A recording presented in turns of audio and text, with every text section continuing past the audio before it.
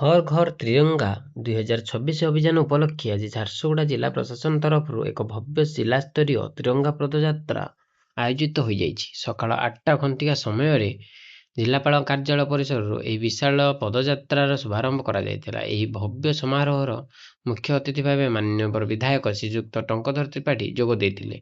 ଝାରସୁଗୁଡ଼ା ଜିଲ୍ଲାପାଳ ଶ୍ରୀ କୁନାଲ ମୋତିରାମ ଚୌହାନଙ୍କ ପ୍ରତ୍ୟକ୍ଷ ତତ୍ତ୍ୱାବଧାନରେ ଆୟୋଜିତ ଏହି କାର୍ଯ୍ୟକ୍ରମରେ ସମ୍ମାନିତ ଅତିଥିମାନଙ୍କୁ ଉତ୍ତରୀୟ ଦେଇ ସମ୍ମାନିତ କରାଯାଇଥିଲା ଏବଂ ଏଥିସହ କାର୍ଯ୍ୟକ୍ରମରେ ବନ୍ଦେ ମାତରମ୍ ଏବଂ ଜାତୀୟ ସଙ୍ଗୀତ ଜନଗଣମନ ଗାନ କରାଯାଇଥିଲା। ଏହାପରେ ମୁଖ୍ୟ ଅତିଥି ମାନ୍ୟବର ଟଙ୍କଧର ତ୍ରିପାଠୀ ସବୁଜ ପତାକା ଦେଖାଇ ରାଲିର ଶୁଭ ଉଦ୍ଘାଟନ କରିଥିଲେ।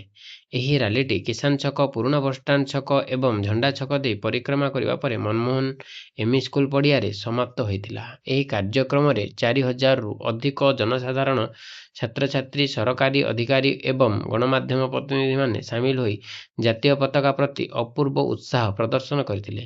ଏହି କାର୍ଯ୍ୟକ୍ରମରେ ମୁଖ୍ୟ ଅତିଥି ଭାବେ ଯୋଗଦେଇ ମାନ୍ୟବର ବିଧାୟକ କହିଥିଲେ, ଦେଶର ଯଶସ୍ୱୀ ପ୍ରଧାନମନ୍ତ୍ରୀ ମାନନୀୟ ଶ୍ରୀ ନରେନ୍ଦ୍ର ମୋଦିଙ୍କ ଆହ୍ୱାନ କ୍ରମେ ସମଗ୍ର ଦେଶରେ ଦେଶପ୍ରେମ ଓ ଜାତୀୟ ଏକତାର ଭାବନାକୁ ସୁଦୃଢ଼ କରିବା ଉଦ୍ଦେଶ୍ୟରେ ତ୍ରିରଙ୍ଗା ଯାତ୍ରା ଆୟୋଜିତ ହେଉଛି।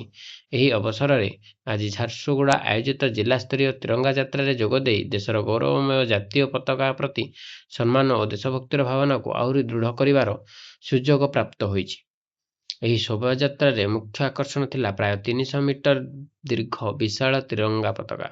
ସ୍କୁଲ, କଲେଜର ଛାତ୍ରଛାତ୍ରୀ, ସରକାରୀ ଅଧିକାରୀ ଓ ସାଧାରଣ ଜନତା ସମ୍ମିଳିତ ରାଲିରେ ଗୌରବର ସହ ଏହି ଦୀର୍ଘ ପତାକାକୁ ବହନ କରି ସମଗ୍ର ନଗର ପରିକ୍ରମା କରିଥିଲେ।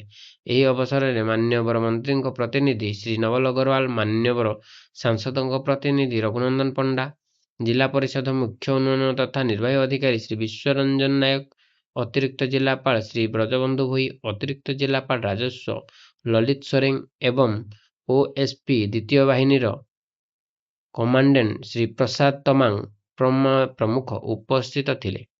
ଏହି ସମ୍ପୂର୍ଣ୍ଣ ସମାରୋହରେ ମଞ୍ଚ ପରିଚାଳନା, ସଂଯୋଜନା ଏବଂ ଉପସ୍ଥାପନା ଜିଲ୍ଲା ସୂଚନା ଓ ଲୋକସମ୍ପର୍କ ଅଧିକାରୀ ତଥା ଭାରପ୍ରାପ୍ତ ଜିଲ୍ଲା ସଂସ୍କୃତି ଅଧିକାରୀ ରୀତିକାନ୍ତି ବଳିଆର ସିଂ ସୁଚାରୁ ରୂପେ ସମ୍ପାଦନ କରିଥିଲେ।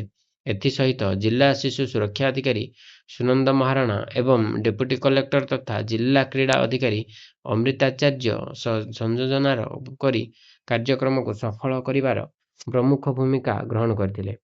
ସାଧାରଣ ଜନତା ଏବଂ ସାମିଲ ହୋଇଥିବା ପଦଯାତ୍ରୀଙ୍କ ସୁବିଧା ପାଇଁ ମନମୋହନ ଏମଇ ସ୍କୁଲ ପଡ଼ିଆରେ ପାନୀୟ ଜଳ ଓ ଅସ୍ଥାୟୀ ଶୌଚାଳୟର ମଧ୍ୟ ବ୍ୟବସ୍ଥା କରାଯାଇଥିଲା। ଏହି ବିଶାଳ ଆୟୋଜନକୁ ସଫଳ କରିବାରେ ଜିଲ୍ଲା ସୂଚନା ଓ ଲୋକସମ୍ପର୍କ କାର୍ଯ୍ୟାଳୟର କର୍ମଚାରୀ ନିହାଲ ଭୋଇ, ରବୀନ୍ଦ୍ର ନିହାଲ ଏବଂ ଜିଲ୍ଲା ସଂସ୍କୃତି ବିଭାଗର କର୍ମଚାରୀ ଏଲିସ ପଟେଲ, ଧୀରଜ ରୋଶନ ପ୍ରଧାନ ଓ ରାଜେଶ ସେଠ ପ୍ରମୁଖ ସହଯୋଗ କରିଥିଲେ।